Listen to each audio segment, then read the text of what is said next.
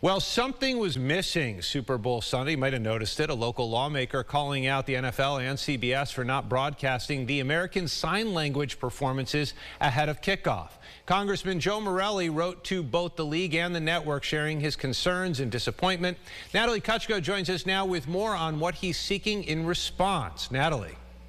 Hi, Adam. This hits especially close to home as RIT NTID graduate and actor Daniel Durant signed the national anthem just before kickoff. For all three performances ahead of the game, each ASL interpreter was formally introduced but was not shown again. Morelle says it's about inclusion here and that the league and network should both apologize and ensure this won't happen again. For the first time in years, the ASL interpreters were left out of the broadcast performances leading up to game time for Super Bowl 58. Deaf actor Daniel Durant became the fifth RIT alum to sign the national anthem for the event, but his performance, along with the others, were not part of the broadcast on CBS. It was really like, what?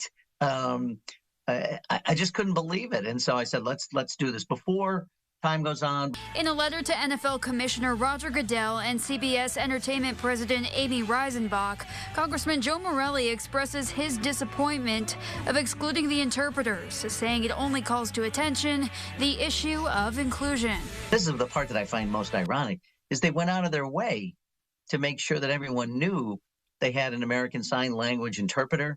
They introduced Daniel on the screen, and then it seemed to me, after they got credit themselves for how inclusive they are, then they made this terrible mistake, which I hope was simply a mistake.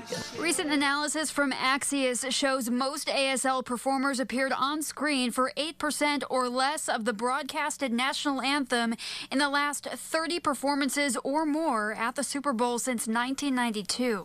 Morelle says the league and CBS should right their wrong and apologize for excluding the deaf and hard of hearing community. Perhaps we have maybe greater sensitivity because of NTID. I hope so. This ought to be a wake-up call to them that they have to do better. And hopefully the other networks will observe this as well and make every effort that they can to be as inclusive as possible.